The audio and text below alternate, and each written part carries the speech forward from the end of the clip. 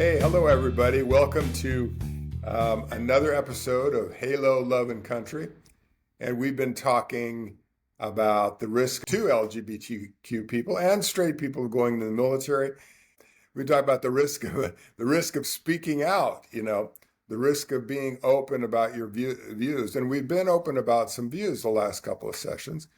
And today we have a topic we want to be open about, which is the issue of child sexual abuse.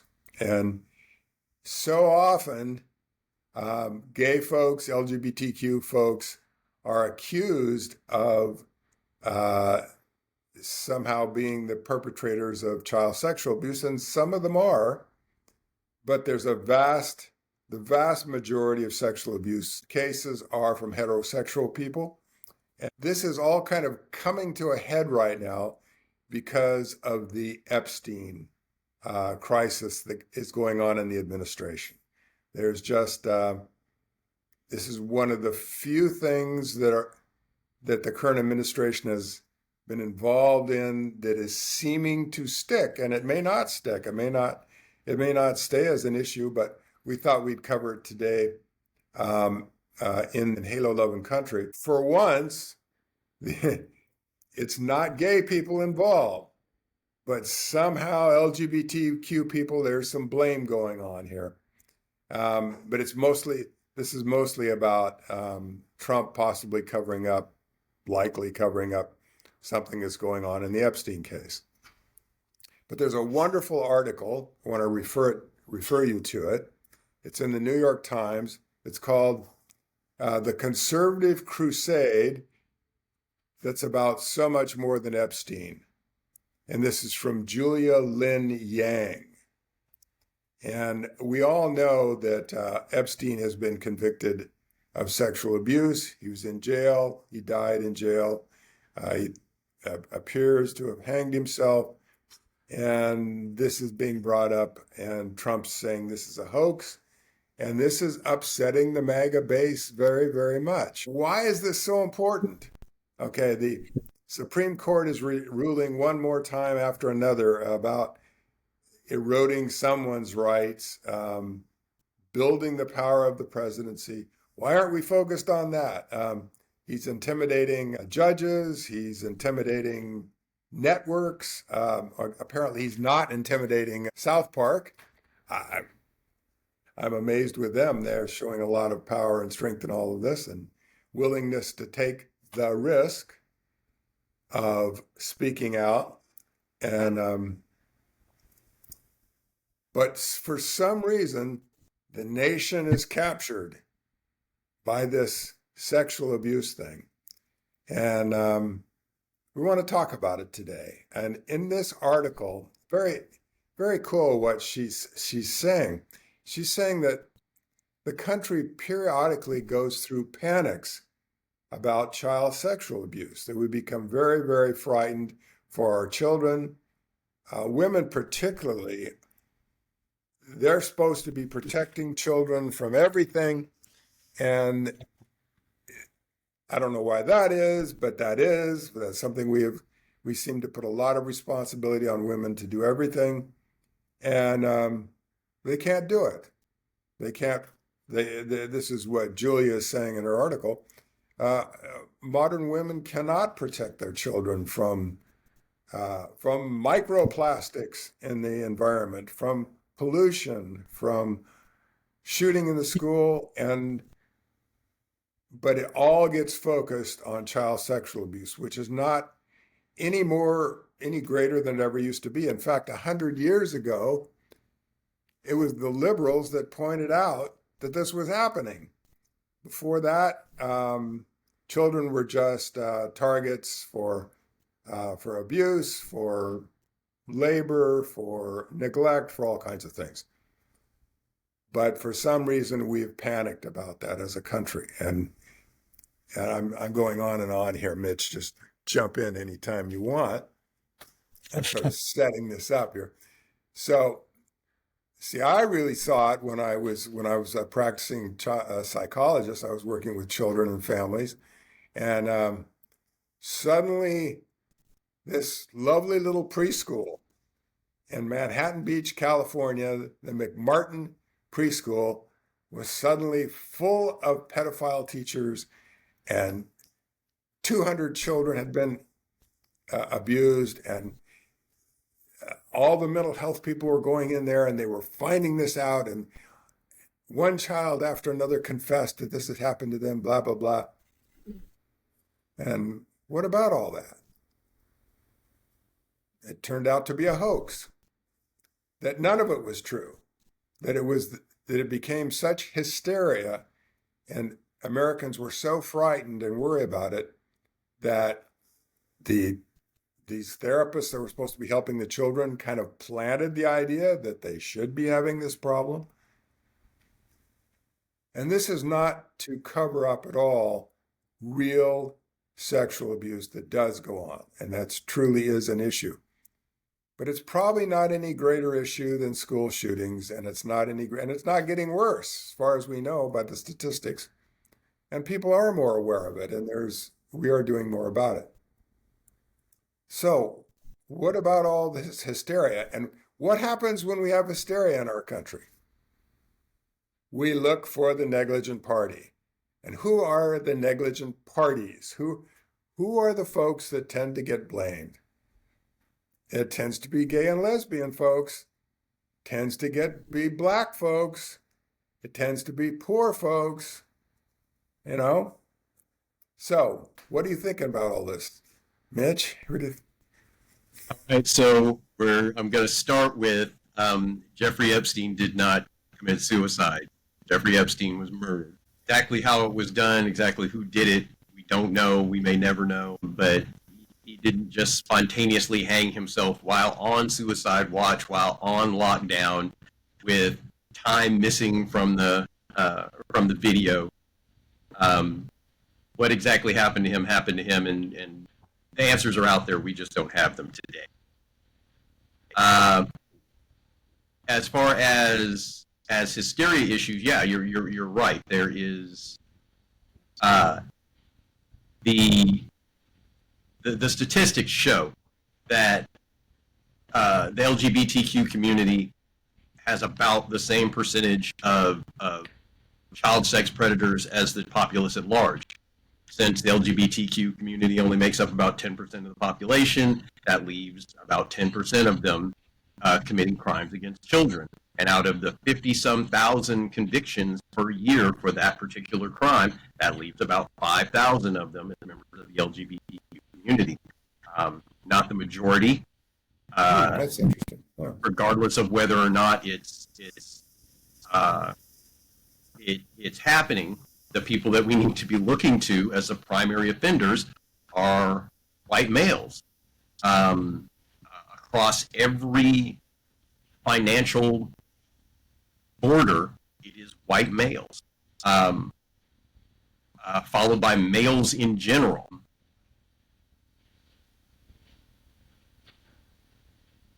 You know, the grooming happens. We do know that is a factor. But that's in terms of trying to say that grooming is coming from the LGBTQ community. It's actually been shown that the LGBTQ population is more likely to be abused as children than to be the abuser, because you're talking about kids who know that. Oh. Okay, they are extra insecure. They have all kinds of issues. They're already trying to hide things. They find an adult who is amenable to their questions, to spending time with them, to giving them attention, to giving them affection, and then it goes somewhere. They are much easier targets. And actually, I don't know the number, but I'm looking at a website for the Connecticut Alliance to End Sexual Violence that says that that LGBTQ adolescents are 4 times as likely to be abused as their straight peers, is the language they have here. And that LGBTQ plus adults are 2 to 3 times more likely to experience sexual violence than straight adults. And again, I think that falls down to because there are a lot of gay people who are either in the closet or simply people see them as a target because they assume other people don't like them any more than this individual likes them and is using them as a target. I don't like you, so I can hurt you with impunity. That's another issue that is being pushed under this current administration. People that they don't like are easy to make into targets because they're trying to create a system where we don't defend those people. We don't think they are losing protections under the law, or it's being suggested that officers don't need to really pay attention to crimes committed.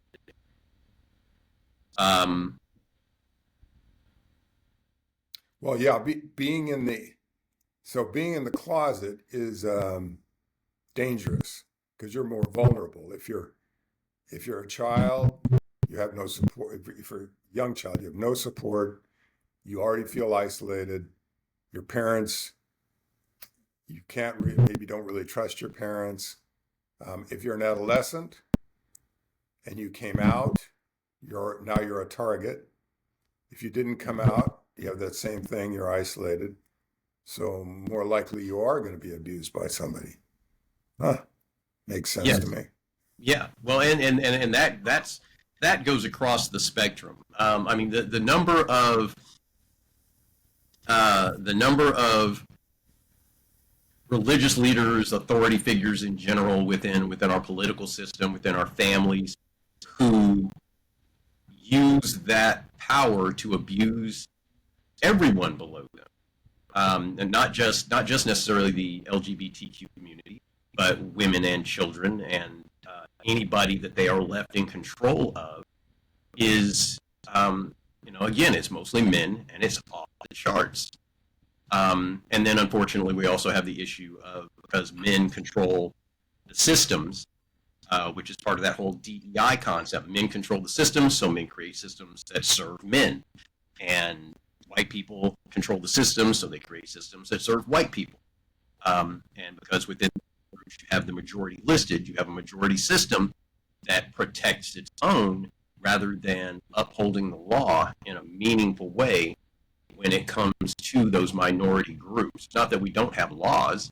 It's not that we don't enforce them. It's that we allow a lot of backsliding when people we don't like are the ones with their head on the chopping block. Well, and we all heard of course, the ongoing drama in the Catholic Church, one diocese after another. So there must be thousands of priests that are using I don't know how many there are around the world that have used their authority and their position of male authority or religious authority to abuse boys, probably a lot of girls too. We don't know how much. I think it's more. That's a good question. Why is it more with boys? Is it just more visible? Is it, and is it truly? I mean, we have the Boy Scouts, which have these tremendous reports of abuse now. And without having a statistic right in front of me, a scoutmaster is going to be working with little boys. And if it has that opportunity, it's going to be with little boys.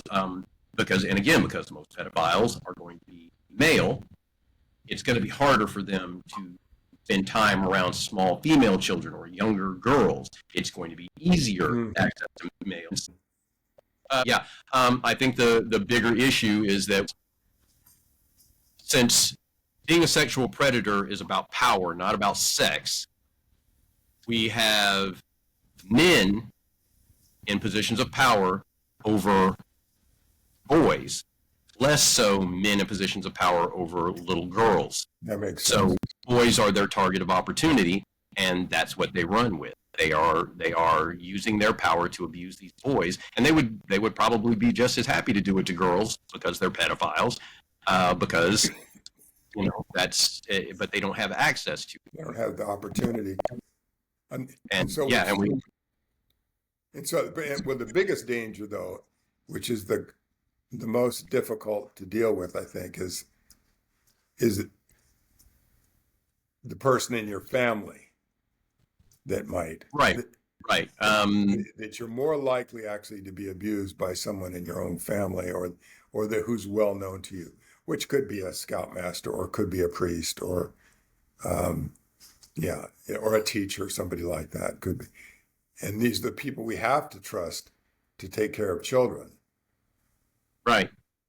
But what we're Right. And focused on right now is this nationwide drama of Epstein and Trump. And these were not people close to these kids. They were recruited. They were the woman that's in jail. What's her name? I don't know her name. Can't remember her name. Ghislaine Maxwell. Ghislaine Max. She what did she go? She went to malls and schools and offered money. And it worked.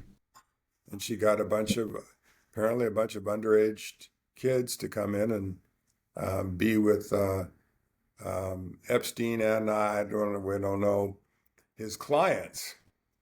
I guess then that's where we're focused. That seems to be the big issue. Yeah, but and again, that falls into the same category of conversation. You have a woman searching out young girls for work in a field that is very deeply populated by women, and then you have men at the top who are then manipulating both. Ghislaine becomes the groomer at that point, and then Epstein would step in and start handing these girls off. Their first complaint. There was a conversation, I do not remember exactly which young woman this was, and she was explaining that her first time. Okay, she stated that she had, when she was 14 or 15 years old, she had physical contact with Donald Trump of a masturbatory nature, that it was a very large party, that it was in fact an orgy, that he requested her presence. Her specific testimony was that he demanded that she wear a glove, and throughout this process, it was Ghislaine explaining to the girl that she would do what Mr. Trump wanted. She would satisfy him. He was someone that we need to make happy, and that so that the girl's contact with him was demanded and enforced.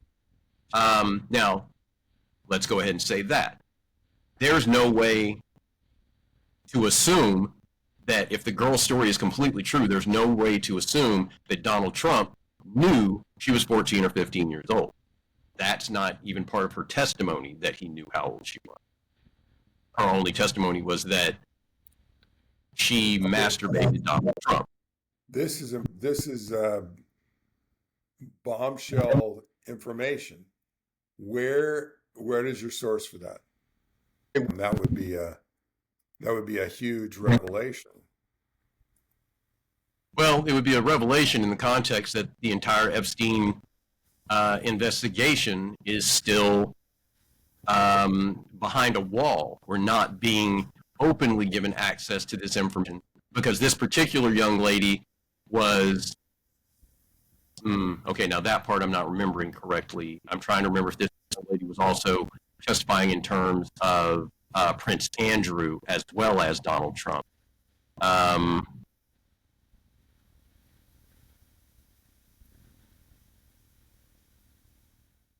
All right, so this is she is in the testimony with the pseudonym of Jane. Okay, like Jane Doe, probably. But just Jane. They're not saying Jane Doe. They're just saying she's listed as Jane. She was recruited by Maxwell and Epstein in '94 when she was 14.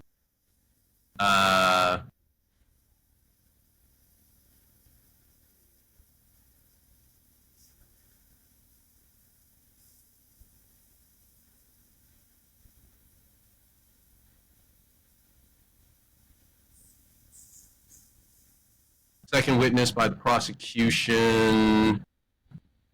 Okay, and this would have been in 2021.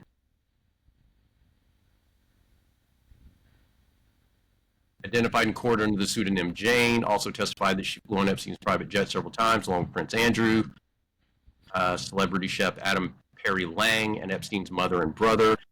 Yeah. But one way or the other, we're still digging. We're still looking at the. Yeah. So we're still looking at the greater issue. Certainly is a tantalizing possibility. That's not my choice of words on that one. Again, because the file is there, we know that Trump is in it. His own staff has alternately said, no, not his own staff, the DOJ, who is not his staff, who are not supposed to be under his purview at all, but apparently that's just a gentleman's agreement, not the law, has acknowledged that he was in the files before they then decided to say there are no files, there are no lists, there's nothing to move forward with here. My understanding is there was 1,000 FBI and Department of Justice people that combed through the files, finding his name wherever they found it, and that he was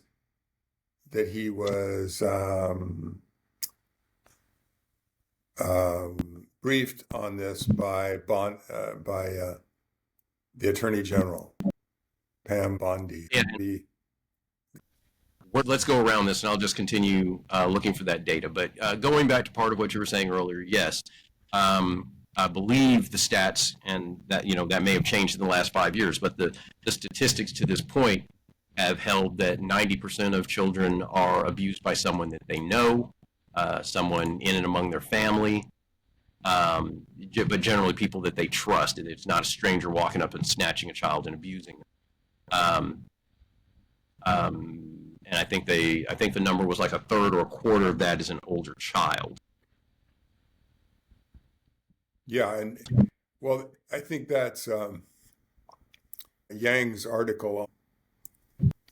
It's really talking about the hysteria is that the child's going to be snatched, that right? They're going to be taken off the street. That they're going to be, but it's overall, and this is what I dealt with as being a parent, and I dealt with some of my patients that were mothers and fathers, is they just felt this inordinate responsibility to protect their children, and which led to not wanting the children out of their sight, not ever getting a babysitter, not being able to go away to camp, because they felt responsible.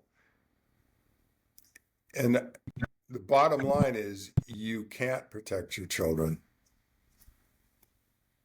You can do reasonable protective things. You can take them to the doctor. You can screen people that you leave them with. And you will sometimes fail at that. And that is the hard truth of parenting. And it's not something any of us want to face as parents. We don't want to fail. We don't want to send our children to camp and have them be washed away in a flood. A Christian camp, beautiful, amazing experience probably for those girls. And horror comes up. It's part of this world, Right. Right. Easy to say, but there's nothing easy about facing it at all. And the temptation might be to, well, then I won't even try. I'll just ignore, distrust everything and hope it all goes well. Well, that ain't going to work. That doesn't help either. It does helpful to be vigilant, to be aware. But ultimately, you're going to have to trust your neighbor. Go ahead. Well, no, and I guess you don't have to trust your neighbor. You vet everyone who comes into your circle. You make sure that the people around you are as trustworthy as you can expect them to be. And there will be missed signals. There will be shortcomings. It can't be perfect. You believe that the summer camp is safe, and outside horrible accidents or just people in authority mistreating our children. though it's part of the nature of being children. It's this one time at summer camp stuff. Things happen, and they're not always what we expect our children to be doing when they are out of our sight and in another person's care. Side note, it's the woman she used the pseudonym Katie Johnson and also Jane Doe, referring to orgies and sex parties that happened in the vicinity of 1994. The case itself was filed in 2016, but it was dismissed for failing to meet legal requirements. So the accusation is there, but it did not go to trial. And that included against Donald Trump. And that one was specifically against, those statements were against Epstein, Maxwell, and Trump. Although I guess the charges in that case were pointed towards Epstein and Trump. But within the story, she spoke of Maxwell telling her what to do. What to do with Trump? Well, things like the fact that, he wanted her to use a rubber glove. So we have an allegation, unsubstantiated, allegations, substantiated, and versus like convictions. You can make an allegation. Sounds like this young person made an allegation against Trump, but for some reason it didn't meet the legal requirement, which is really a difficult thing to deal with.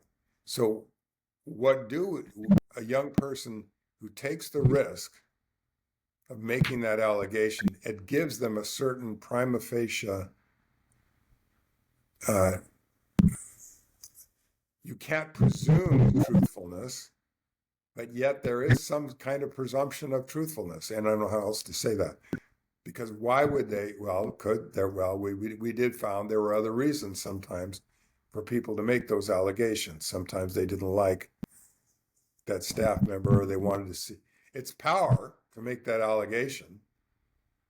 But a young person like the pseudonym Katie Johnson, going so far as going to an attorney or to the police or to the whoever in front of the court, that's a huge risk on her part.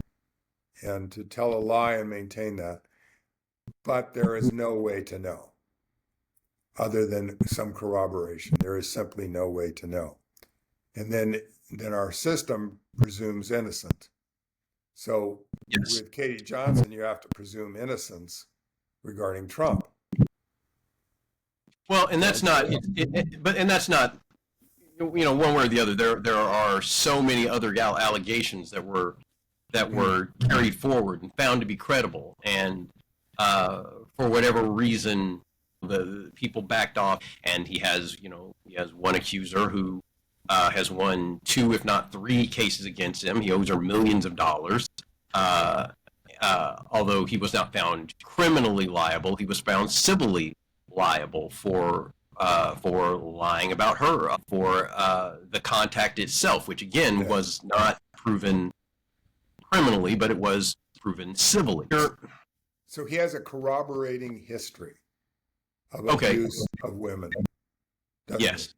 He? Yes, he absolutely does, and he has it to himself many times admitted to acts that I would see as sexual abuse against children, particularly in his running of modeling events. So, he talks about walking into dressing rooms so that he can see girls, in the process of dressing semi-nude. Understanding that that's what he's doing. He walks into dressing rooms with underage girls so that he gets to see them naked because, I'm dealing with issues of the LGBTQ community on this front, the accusations of grooming, and as you said, we move back through these periods of witch hunts where we need to blame all of society's problems on someone, and we inevitably find someone that's really not the source of the problem, and they're really not even a strong sign of the problem, but the larger group, and make it seem like they are somehow liable for things that they are not. I was looking, going sort of back to things we were talking about last week. I was looking at some immigration statistics, And it shows that one of the main claims of immigrant men trying to get like asylum in the United States is like 20% of them will say that they are facing sexual abuse of some sort, and that is straight men. I think part of their reasoning is that they are facing potential sexual assault. Yes, straight men, even though gay men coming from countries where their sexuality is being criminalized make up the majority. Gay men, not. I mean, the lesbian community I think was number 4 on the list. I was looking at the UN High Commissioner for Refugees report. But yes, 20% of refugees are men claiming, as among whatever else they may claim, that they are facing sexual issues, even though the majority of people fleeing those abuses are actually gay. And they're not necessarily facing sexual assault issues, but they are definitely facing issues of I'm being persecuted because I am gay. Yeah. And so to pull that the rest of the way around, here in the United States, we make them into targets. We are going through this process now where we're trying to integrate them as human beings and minimize the laws that protect them. One of the things Trump did on day one, he got in on January 20th. On January 20th, he told the government that there are only 2 sexes, and that's all we are going to recognize on our paperwork. They removed all mention of transgender people from the federal websites, from documentation, and he's been fighting to ban them from the military. For what? Why? What functional reason is there beyond just picking somebody and target? No, it's scapegoating, isn't it? Yes, it's absolutely. you got to pick your enemies. Yeah. And then on the other side of that, you have an equally bad situation where you have people like Clarence Thomas. Clarence Thomas, who is pushing for the reevaluation of laws that literally he's married to a white woman.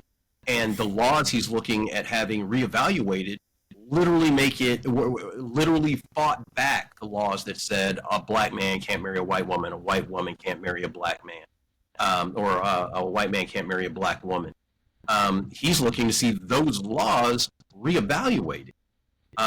You constantly see, just this past week, Friday, I believe, the superintendent of schools in Oklahoma was leading a closed-door meeting in his office when sexual images start popping up on his computer on the big screen that everybody is watching. There's been 3 people who were in the meeting who have corroborated, 2 people in the meeting who corroborated the event, and 1 person who said those are 2 extremely stable people, and if they said it happened, there's no way it didn't happen. And this is a man who is constantly pushing for, I am a religious leader, I am trying to bring decency back to the country. And not that him having naked women on a computer is somehow a crime. It's inappropriate to have it on your work computer. And it is definitely a problem when you're running around telling other people, well, you're not allowed to masturbate, and you shouldn't be looking at people who aren't your wife, and you shouldn't be, even thinking about sex.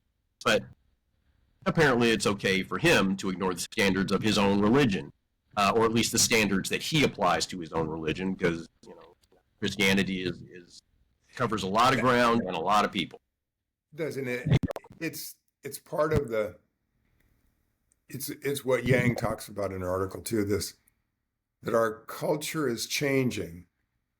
That we've actually given up slavery. That we've actually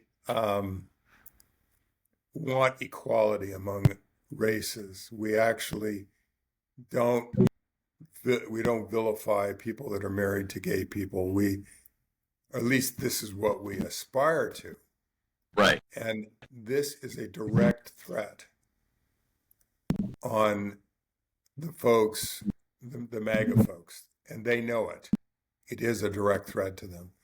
they've lived for a long time with a particular religion or the particular values of that particular religion, of a particular social structure, a particular racial structure, a particular financial structure, but all that has shifted and changed. And as that has shifted and changed, this is what the article suggests. A panic sets in, a great fear sets in, that then gets focused, but then from a psychologist's point of view, is then projected. We become afraid because our lives are changing. Suddenly we don't have the same, our jobs, there's a big thing. Our jobs were exported overseas. Suddenly our wages maybe are less, but our standing in the community is different now. We're now equal to these other people. It's now considered negative to I mean, we always used to just be able to enjoyably call people fags. It used to be just fine to have people of different races kept on the other part of town. Now they're living next door. The children go to school together. Oh, hell, they marry each other. Clarence, Thomas, they marry each other, don't they? And this is huge change. My son likes to talk about it in terms of this is reactionary behavior. This is the MAGA is a reactionary movement that wants to turn back the clock on all these things and wants to go back to when a certain group of people were more comfortable with the way it was. You know, it was you work for 30 years for the same company, you get a pension. You can buy a house, you can get a car. And these are real issues, a lot of them now. You could buy a car, you could have a family, live in a safe neighborhood. None of that is available now for vast numbers of our countrymen now. And it's a huge change. There's a lot of fear going on about it. And I think that's what's behind the MAGA movement. And I think it's fueling the reaction to somehow to become all worried about Jeffrey Epstein, who's dead, focuses all that, you know? It gives it and to elect Donald Trump, who can't possibly, who won't, we know his character. He can't possibly help make housing affordable. He would never even try. He doesn't care about that. He doesn't care about your health care. He doesn't care whether you're persecuted on the streets or you're a scapegoat he doesn't care that LGBTQ people are suiciding when they're teenagers. He doesn't care about any of that. He's going to make America great again. He's the reactionary. He's going to react to all of this stuff. And that's what he does. But now he's kind of caught because the conspiracy theory that this great fear that's all been projected of this cabal of elite people who are pedophiles, what if he's one of them? You know, it's breaking through. You know, the reality is breaking through. What if he's one of those elites? Well, of course he's one of those elites. You know? Well, and that's the weird part. I don't even think that's what they're saying. For the most part, like their willingness to acknowledge that there is currently a cover-up happening doesn't seem to extend to the idea that Trump's dearest friend for a couple of decades is a lifelong groomer, pedophile, and human trafficker. They don't want to believe that, you know, because like the narratives that jump aside from that and say, oh no, he when he found that out, he disassociated himself from Epstein, or he knew what Epstein was doing, but he stayed involved so that he could gather evidence against him, or it's all stuff like that. They're never they're No, willing that's to true. acknowledge. It was over a business deal. Well, yeah, but it was what it was, but there's no way in the same way that I have to dig to go back and find Katie Johnson, where there's a difference between the truth and the web work of excuses that his followers are willing to swallow. And why are they willing to swallow it? Because that's how cults work. Your leadership. And why are cults so? Why do humans like cults so much? Okay, because they like certainty. They like certainty. Well, yeah, they like certainty. Exactly. They don't. Us humans don't like change. If we get a position of power, we want to maintain it, and we usually maintain it through a system of beliefs and those beliefs are not working anymore. The beliefs that maintain the MAGA folks don't work anymore. But Trump is making them work. He continues to say the myths, and people, they love hearing them.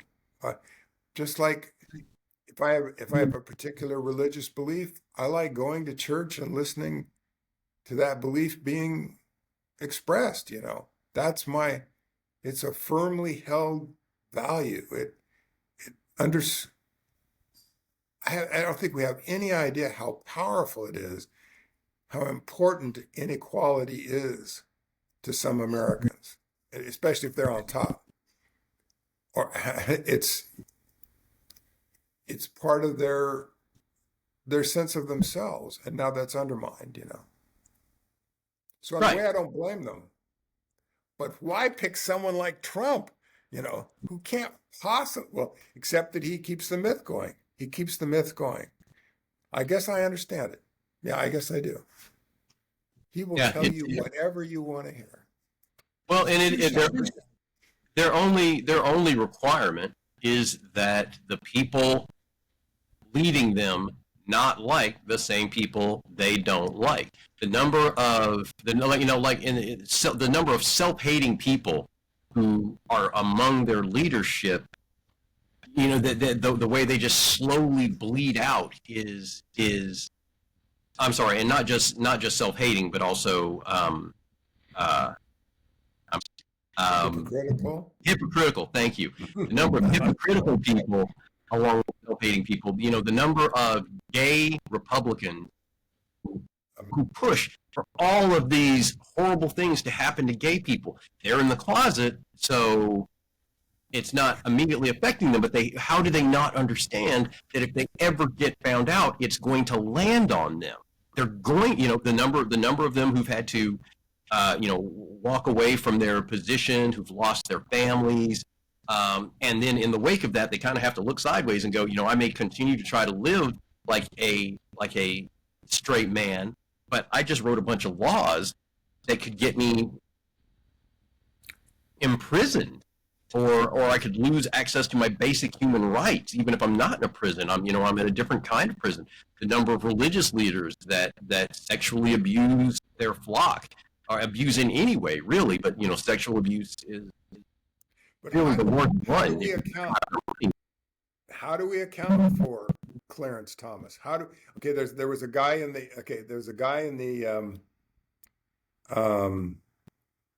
New York Times did an article this morning on supporters of Trump that had kind of turned away from the Democrats. And there's a Mexican-American guy, citizen of this country, who's openly gay. And he's openly gay at the New York Times.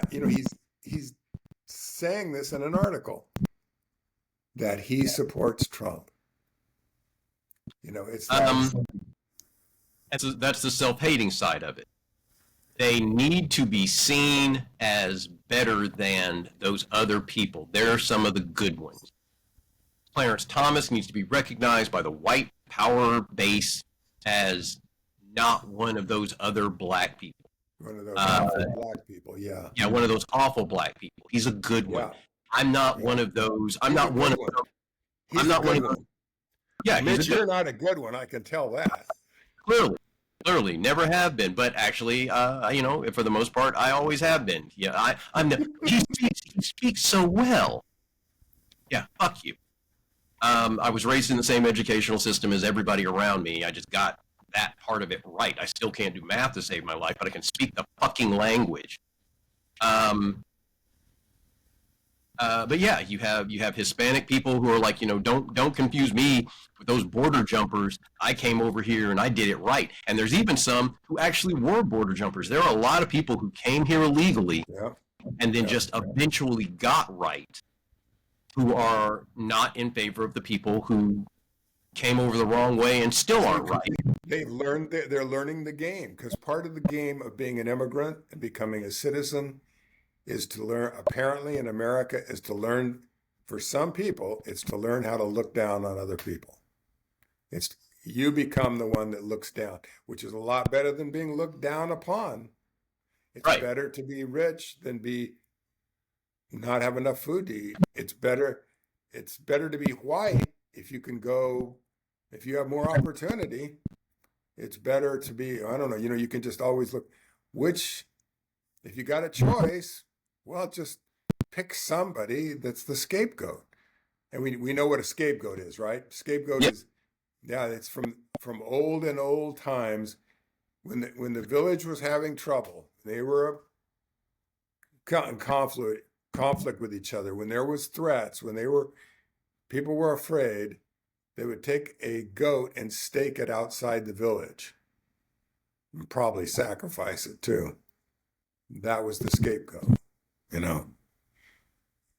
Well, and that's, yeah, and people, you know, okay, I was about to say that people always need somebody to blame things on.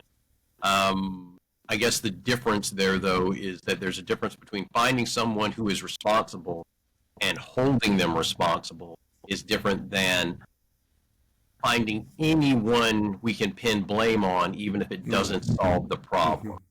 You know, I mean, you'll hear a lot of people, you know, say, now isn't the time to lay blame. Now is the time to find solutions. Okay, that's fine, but don't try to find solutions in a way that ends up concealing who was actually at fault.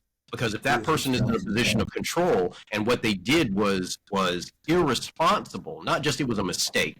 If you're the guy in charge of the siren that warns everybody in town when the tornado is coming, and you see the tornado coming, when you go into the little shelter, one of the wires frays and snaps, and you just can't put it back together in time to get the alarm to work, and the whole town gets decimated by the tornado. If your maintenance was faulty, that's one thing. If you overslept the alarm, that's one thing. If you saw it coming and ran for your life and didn't hit the alarm at all, that's one thing. But if it was just a confluence of accidents that there was no reason to believe would happen the way they happened, and it just came down that way because that happens in the real world, then that's just a thing that happened. And all we can do is try to make sure that the events don't happen again. We're going to upgrade our maintenance. We're going to make a better quality of equipment. We're going to get a little more automation in the process because, you know, certain parts of this shouldn't have had to have run through other people. He shouldn't have had to have waited for someone to tell him he could hit the alarm button, you know, whatever. But when someone is in the wrong, we need to know that they were in the wrong, and we need to know they won't be given the opportunity potentially to make that mistake again. Some mistakes are small enough, like, okay, it went wrong. They made a mistake. That happened. Yeah, we hope you Here's learn from it. Thanks for making a mistake. Let's move on. Yeah, let's move on. Let's not overlook it. It's like, so, yeah. It's like, I understand. It makes sense to me, the reactionaries in the MAGA movement. It makes some sense. People lost their jobs to go overseas, some of them. Some of them did not want to accept equality with other races. Some people didn't want to have to accept LGBTQ people getting married. Whatever. I understand. They are upset. I understand that. And it makes some sense that they would pick someone that would, you know, undo all that, just fix it all, make it all fine for them. And Yeah, the except problem, the person they're picking is the source of the problem, not the person who can fix it. Because even now, he's not fixing it.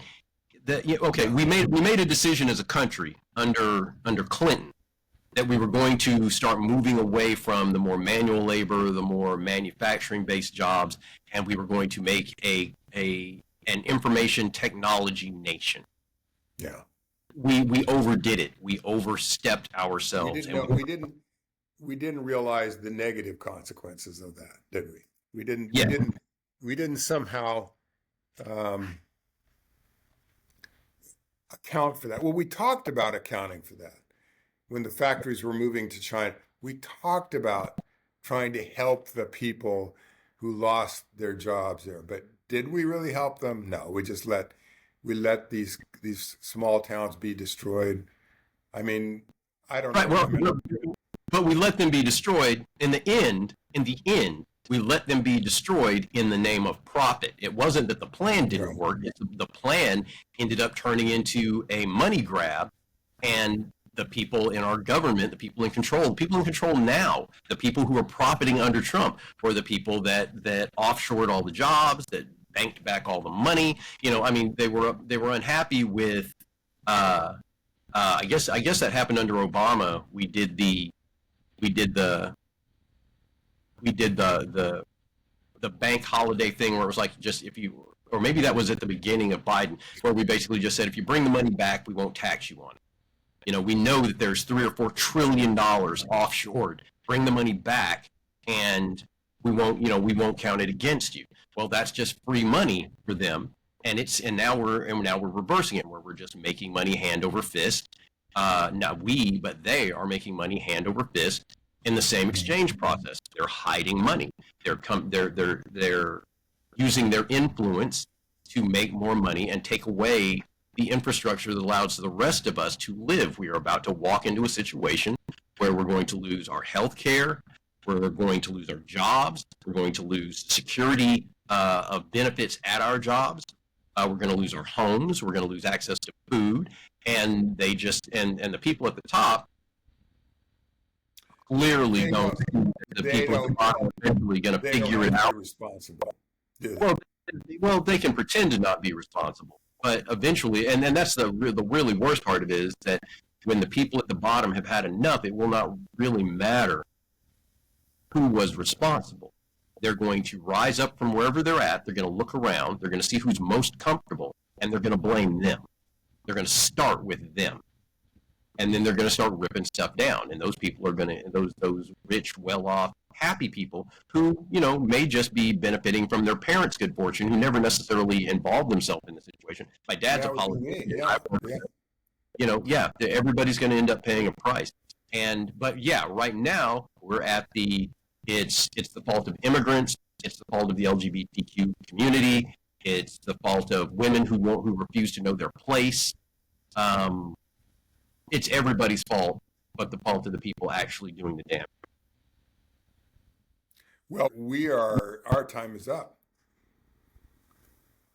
Great conversation, Mitch. Thank you. Yeah, once again, we solved all the world's problems. Loved your research about LGBTQ people. We'll be back again. We'll see you then. You've been listening to or watching Halo, Love, and Country. Halo is about taking risks. We're taking the risk to speak out. Catch the movie Love and Country. It's on Tubi and Amazon. Catch the novel from Northampton Press, Love and Country, about two men who take the risk to join the military and finally serve openly to some extent. Anyway, we love you guys. Thanks for listening. Bye, everybody.